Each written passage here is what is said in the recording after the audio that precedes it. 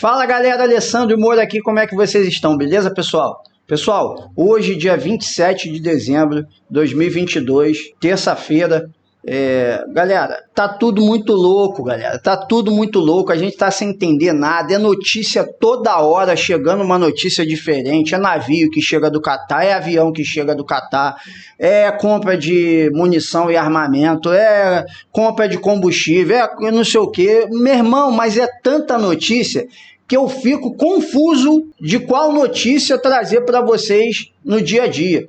Porque são muitas coisas acontecendo ao mesmo tempo. E notícia de tudo quanto é lado. Na verdade, talvez eu não sei como é que é, mas o pessoal que trabalha em jornalismo deve, às vezes, né, em tempos normais, ficar procurando notícias para trazer para o público, né? E nos dias de hoje, cara, a gente tem tido dúvida de qual notícia trazer. E eu resolvi trazer essa notícia aqui porque eu assisti uma live ontem e eu vou trazer um pedaço dela aqui. Aliás, já peço permissão ao dono do canal, com todo carinho. Vou trazer só um trechinho e peço a você, pessoal, vou deixar essa live na descrição, vou deixar um card para essa live aí. Assiste esta live. Eu vou colocar, acho que a partir do minuto 12, tá? Os 12 primeiros minutos é aquela introdução, enfim. A partir de 12 minutos, assiste essa live, pessoal, porque é de uma riqueza a análise que vocês vão ficar impressionados. E eu quero falar sobre o que eu vi nessa live ontem e sobre a minha análise dessas coisas. Porque, galera, estamos todos muito confusos, tá uma loucura, e eu entendo tudo isso. Eu entendo eu estar preocupado, está confuso, o povo, principalmente que estão nas portas do quartel, que podem estar lá diariamente, estão também, e toda a população que está, às vezes, no seu dia a dia, na sua casa, no seu trabalho, recebendo ali em grupos de WhatsApp, no Facebook, no Instagram, em tudo quanto é rede social, uma enxurrada de informação, algumas verídicas, algumas que fazem sentido, outras não. Eu estou impressionado com a quantidade de influenciadores, não só no YouTube, mas em todas as redes sociais que têm aparecido. Lógico que no meio dessa galera tem gente infiltrada, então tudo isso a gente tem que tomar muito cuidado, muito critério para fazer, para falar, enfim, beleza? E eu quero trazer essa live, que eu achei essa live de muita importância. Uma das coisas que a gente vai abordar aqui, e vocês viram aí na capa do vídeo e no título, são sobre os generais. Galera, de antemão quero pedir a vocês, mais uma vez, fiz isso num vídeo ontem, no sábado, não sei, pedindo a galera, vamos botar a bola no chão, pessoal, calma, porque a gente está pedindo que aconteça coisas que a gente não gostava que acontecia. Entendeu? Por exemplo, a gente fica pedindo, e eu já vi jornalistas, inclusive o pessoal da Jovem Pan, da Revista Oeste, né? Porque lá o pessoal Augusto Nunes, Ana Paula Henkel e Guilherme Fiuza saíram da Jovem Pan, estão na Revista Oeste. Tem o pessoal da Jovem Pan, tem o Paulo Figueiredo, que eu admiro de muita coisa, entendeu? Gosto muito das falas dele. Inclusive, das pessoas que vão falar no vídeo que a gente vai trazer agora é um dos caras que trabalham lá nos Pingos nos Is. Então a gente fica pedindo, galera, às vezes coisas que até esse jornalista, cara, tá todo mundo tenso, preocupado, chateado com o que vem acontecendo, principalmente das cortes superiores, né, dos nossos magnânimos morcegões, né, da capa preta. A gente fica abismado com tanta coisa que estão fazendo que a gente acha que é um absurdo, e entendeu? Mas aí a gente começa a cobrar André Mendonça e Cássio Nunes. Ah, porque não falam nada? Ah, porque não sei o quê? Ah, porque... Ué, galera, mas a gente sempre não pediu que esses caras não ficassem falando, os outros, que falassem só nos autos, que não ficassem dando entrevista, participando de live, não sei o quê, E aí agora a gente quer cobrar os caras que fiquem falando? Na verdade, eles estão fazendo o que a gente queria que os outros fizessem. Entendeu? Ah, pô, mas podia fazer assim, ok. Talvez realmente eles pudessem falar alguma coisa lá na própria Suprema Corte, enfim, fazer alguma coisa lá, poderia. Talvez isso preenchesse algum vazio nosso de esperança, que a gente fica esperando que aconteça as coisas. Talvez, mas talvez não, e eles estariam talvez passando do limite que a gente acha razoável para um ministro da Suprema Corte. O que a gente acha que os outros faziam de errado ou fazem de errado, a gente não pode querer que esses façam. E aí a gente hoje vai falar disso, dos generais, galera. Galera, essa live aqui é muito importante você assistir, tá? Quem quer entender as coisas, quer que as coisas sejam da forma correta, como o nosso presidente diz o tempo todo, dentro das 4 linhas da Constituição, a gente precisa entender tudo, galera. Não é só o que a gente quer entender. Ah, tem que fazer, meter o pé na porta, entrar rasgando tudo. Não é assim. A gente tem que entender todos os lados. A perspectiva do outro lado, não é só do nosso, não. Então essa live fala sobre isso e a gente fica cobrando, falando, muitas das vezes, de forma covarde, tá? É covardia da nossa parte, eu tô falando nós de direita mesmo, beleza? A gente ficar xingando o general, ficar falando que é frouxo, que é isso, que é aquilo outro, sabe por quê? E não acha, pô, infiltrado, não, eu sou direita, se você for Alessandro Moura, procurar nas minhas redes sociais, você vai ver quanto tempo eu sou de direita, raiz, entendeu? Vai lá nas minhas redes sociais, tá aí na descrição do vídeo. Procura de quanto tempo, de quantos anos eu sou de direita, eu sou conservador, entendeu? Eu só estou tentando trazer a gente para uma realidade, galera, que a gente precisa entender. A gente não pode ficar falando dessa forma dos caras, sabe por quê? A gente não sabe o que eles estão pensando, o que eles estão vendo, as informações que eles têm. E outra coisa, é uma covardia a gente falar dessa forma com os generais. Presta atenção, não estou falando de quem está querendo frouxar, de quem está sendo covarde, não, ok? Isso vai vir à tona, galera, e a gente vai saber. Eu estou falando dos generais no geral, porque, cara, esses caras não podem falar, eles não podem interferir em nada politicamente, eles não podem emitir nada, nenhuma opinião, justamente por conta dessa alternância de poderes que deveria ser saudável, né? Que na nossa opinião não foi dessa vez, ok? Eu não vou me limitar aqui para não ter problema no vídeo, mas eles não podem, galera, entendeu? Eles não podem interferir em nada disso politicamente. É uma força permanente e eles não podem emitir. Muitos deles, a grande maioria deles, nem rede social tem. Aliás, vou arriscar dizer que talvez tenha, da esposa, o cara fica olhando lá, porque eles nem devem se manifestar. De repente a esposa tem, o cara acompanha o que acontece nas redes sociais pela rede social da esposa.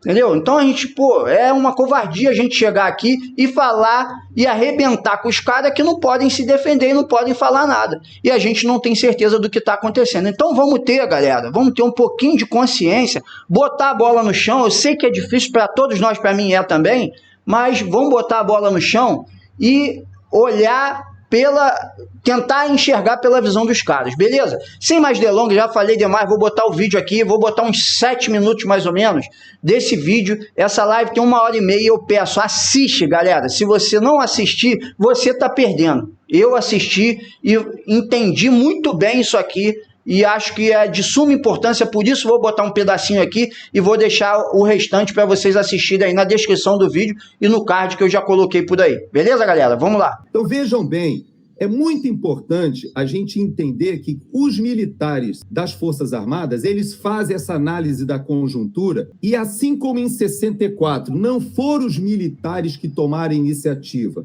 Aquilo que aconteceu foi uma evolução vamos dizer assim, de uma hecatombe política que aconteceu desde que Jânio Quadros renuncia e esse desgaste vai evoluindo, e nesse momento as Forças Armadas são chamadas em socorro. Muitas pessoas querem estabelecer um paralelo com os dias de hoje, mas esquecem o seguinte: como é que os militares fazem a análise da conjuntura? O alto comando ele já preparou e já tem preparado diversos cenários e linhas de ação para trabalhar com a contenção de uma situação de conflagração, uma situação de garantia da lei e da ordem, ou até mesmo da garantia dos poderes constitucionais, como muitas pessoas me desafiam com essa parte do artigo 142. Pessoal, vou só dar uma paradinha aqui para dizer para vocês, esse é o Coronel Gerson Gomes, que ficou lá no lugar do pessoal que saiu, né? Augusto Nunes, Ana Paula e Fiuza. Ele é um dos comentaristas do Pingo nos Is e ele está numa live no canal do Luiz Mergulhão, tá? Que é um senhor, eu já até vi, ainda não tinha parado para assistir, eu já vi na timeline passar vídeos desse senhor, que eu acredito não, pela fala dele na live aí, no vídeo dele, nesse vídeo que eu assisti, ele também é um militar da reserva, ok? Não sei qual patente ele teve, mas esse Luiz Mergulhão também é um militar da reserva. Então, o Gerson Gomes é amigo dele e está participando de uma live no canal dele. E ele está explicando aqui que as Forças Armadas já mapearam, como é que eu vou dizer assim, já estudaram toda a situação, se acontecer um 142, se acontecer uma GLO, ele está explicando aqui e vai dar mais detalhes, a gente vai assistir mais um pouco desse vídeo e não deixe de assistir toda essa live, até porque eles falam assuntos, temas polêmicos, eu espero até que essa live não saia do ar, lá no canal do Luiz Mergulhão, beleza? Porque tem muita informação bacana aqui, uma análise muito bem feita, que o próprio Gerson Gomes fala que ele não tem tempo de fazer isso nos Pingos nos Is por causa do tempo. São vários temas que eles têm que abordar e tem 3 minutos para falar, entendeu? Então não dá para ele trazer uma análise tão aprofundada como ele trouxe aqui. Aliás, eu fiquei sedento demais, tomara que eles façam mais. Presta atenção aí. Esses cenários eles foram muito bem planejados e antevistos. Mas qual é o problema? É que todas essas soluções estavam atreladas ao presidente disputar a eleição e ganhar. Por quê? Porque o presidente ele decidiu participar do processo eleitoral mesmo sabendo e tendo lutado e tendo sido derrotado diante do ardil da questão da eleição sem auditoria ou uma auditoria feita pelo próprio TSE. Esse tipo de problema ele encarou, ele foi para o primeiro turno e ele decidiu, mesmo sabendo das fragilidades que o Ministério da Defesa apresentou, ele decidiu encarar o segundo turno. E quem estava próximo ao presidente, inclusive oficiais do alto comando, relatam que o presidente estava muito confiante e quando ele não é eleito, há um momento em que ele se recolhe, ele é humano, ele tem as mesmas limitações de todos nós. Eu não sei exatamente o que se passou, ninguém sabe, mas o fato é que essa aposta que foi feita, ela foi feita em cima de uma estrutura política muito frágil. E como se sai disso? Nós estamos com um país com o STF avançando quase que como uma ditadura, nós estamos com um TSE na qual um ministro da Suprema Corte recebe o mandato de monocraticamente executar prisões, caçar a voz de parlamentares. Nós estamos vivendo, de fato, uma situação, um estado de exceção. Ok, só que essa situação que caminhou para agora, a solução política para essa situação, ela não foi construída, lamentavelmente. Então, o presidente da República, ele pensa, ok, o que eu posso fazer? Eu posso impugnar e posso partir para o fato de que no dia 31 de dezembro acaba o meu mandato. Se eu vou trabalhar dentro das 4 linhas como está previsto, quem assume é o presidente da Câmara dos Deputados. Será que existe uma articulação política feita para que o senhor Lira assuma e convoque novas eleições? Nós não sabemos.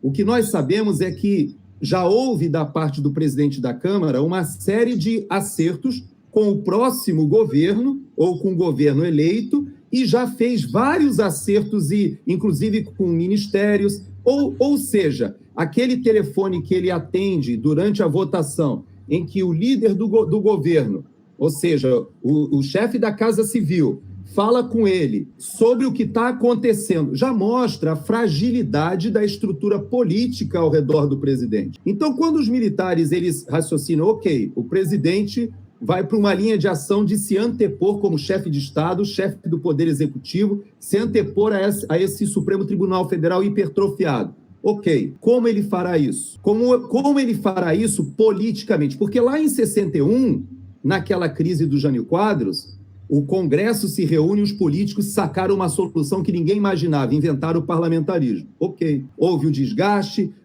houve traição e acabou chegando a 64. Ok, que acabou evoluindo para 20 anos de governos militares. Ok, mas e o momento hoje? Nós não estamos vivendo uma situação de bipolaridade ou de uma guerra fria, mas nós temos hoje no Brasil, sim, uma estrutura muito bem organizada de esquerda e uma estrutura inexistente de direita. Então, há um dever de casa gigantesco. E os comandantes, quando fazem as suas análises junto com o presidente da República, eles olham para esse cenário e uma coisa que poucos de nós têm a humildade de admitir. Independente se houve fraude ou não houve fraude, e eu tenho a convicção de que, sim, o processo foi fraudado, não somente na questão de se foi questão técnica, se foi questão de voto, mas também no próprio processo que foi conduzido de maneira desleal. Mas, independente disso, o que nós temos que reconhecer é o seguinte: o próprio PL tinha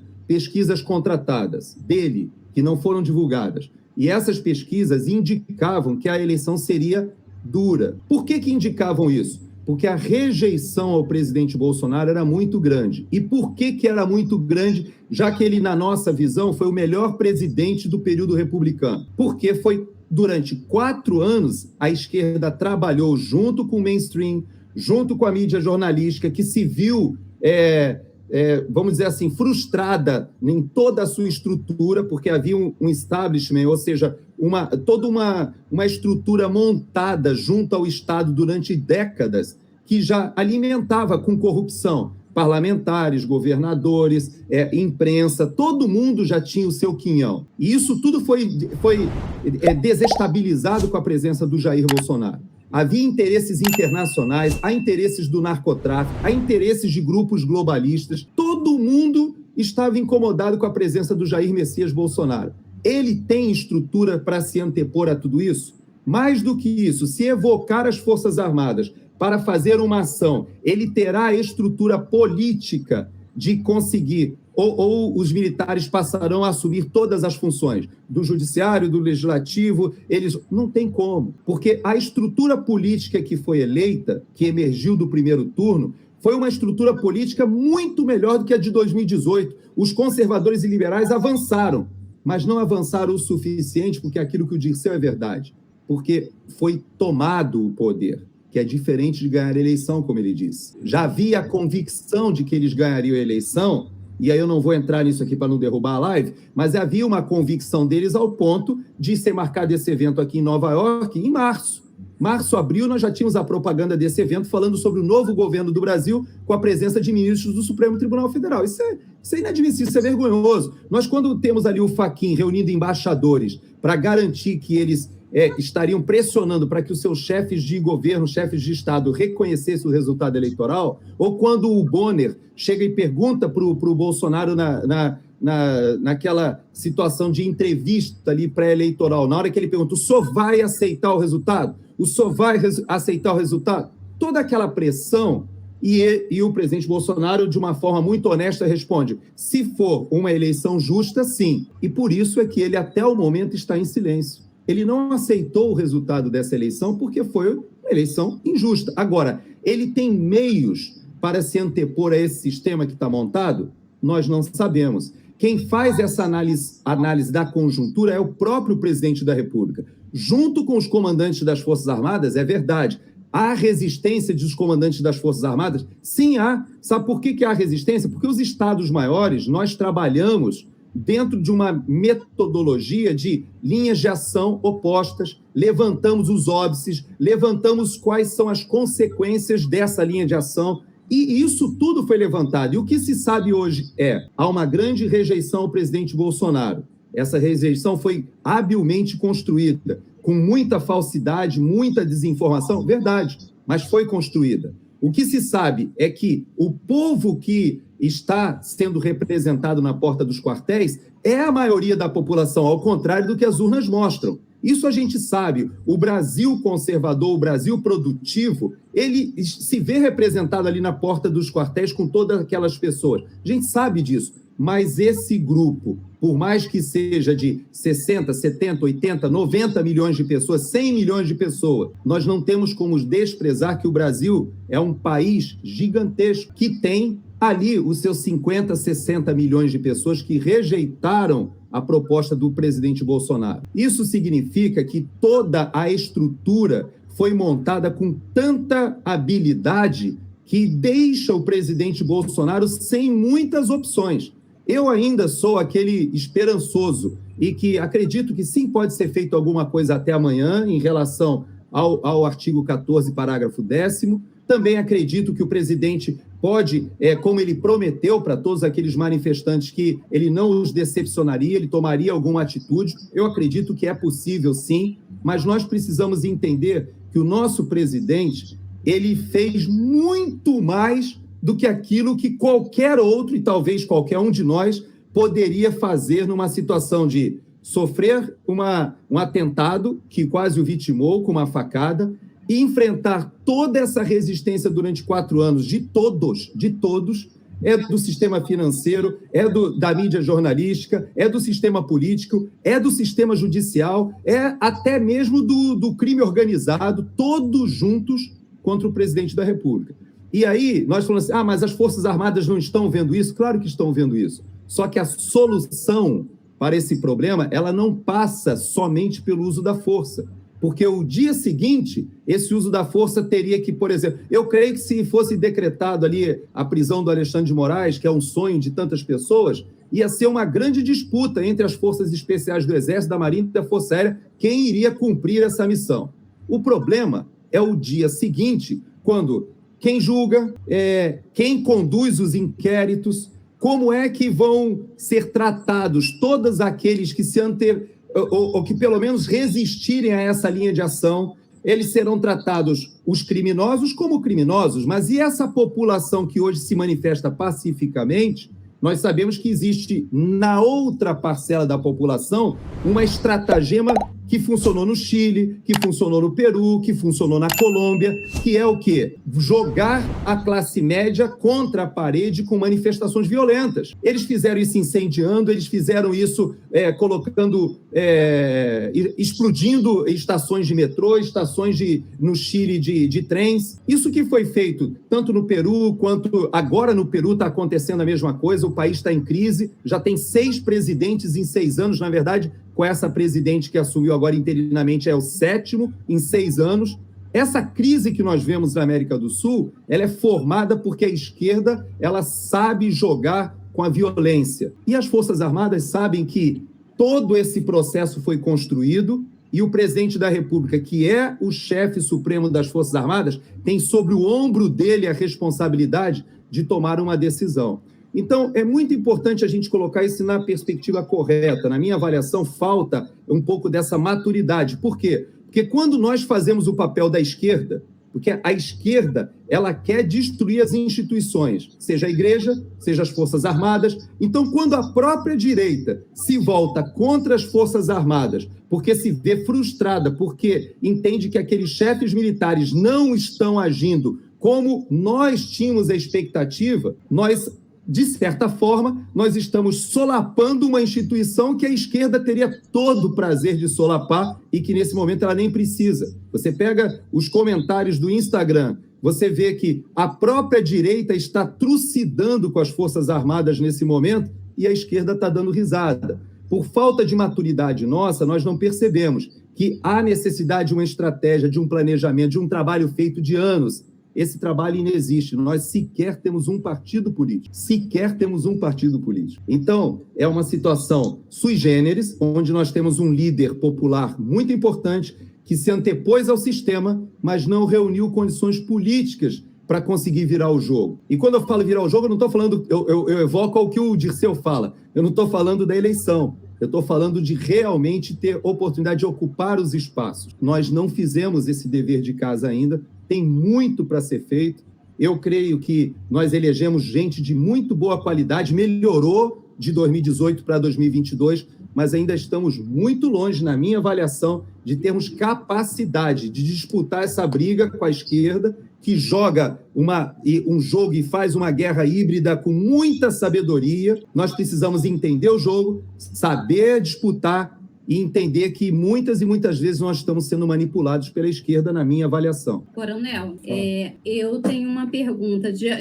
Eu parei de propósito aí, porque a pergunta que essa moça vai fazer, que eu acho que é filha do coroa ali, do Mergulhão, do Luiz Mergulhão, se eu não me engano, é importante o que tem antes dessa explanação dele aí, que eu botei acho que 12 minutos aqui, é muito importante.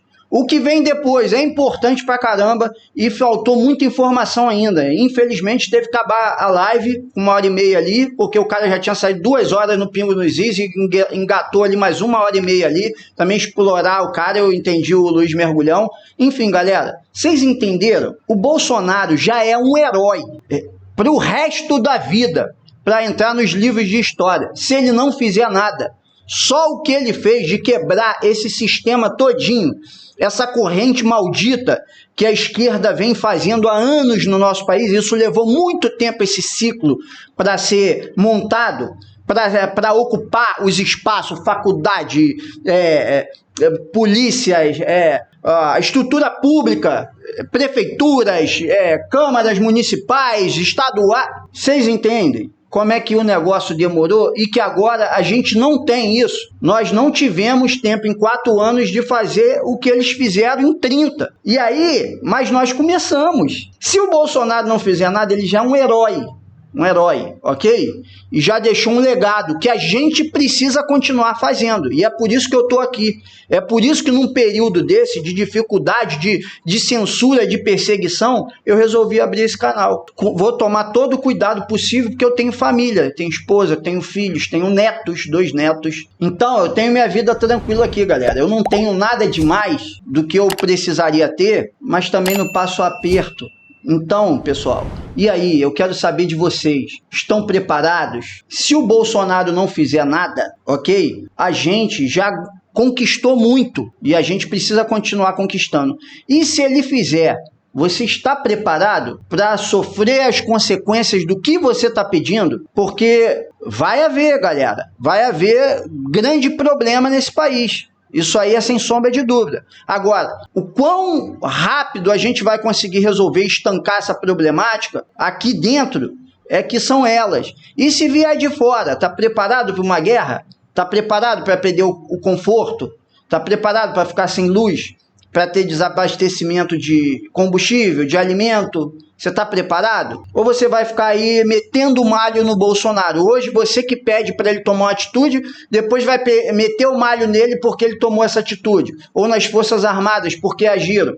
Porque fizeram o que eu e você estamos querendo, o que estamos pedindo. E aí, qual vai ser a nossa reação? Quero saber disso, galera. Porque eu já falei em alguns vídeos aqui. Não quero depois ouvir a galera reclamando. Eu não quero, eu não vou aceitar isso. Eu estou pronto para bancar o que vier. Agora, eu não vou ficar aqui escutando ladainha das pessoas próximas, logo, né? Lógico, né? Porque você talvez esteja longe de mim e vai falar e eu não tô te ouvindo. Agora, a não ser pelas redes sociais. Mas e aí? O quão a gente está preparado para tudo isso? É isso que eu quero saber de vocês. Beleza, galera? Então, fica atento. Vamos continuar aí acompanhando o canal. Você que não se inscreveu, se inscreve. Deixa um like nesse vídeo. Comenta o que você achou de tudo que a gente falou aqui hoje. De tudo que foi dito aqui. E fica atento aí que virão outros vídeos semelhantes ou com cenários da nossa política. Beleza, galera? Grande abraço. Fui!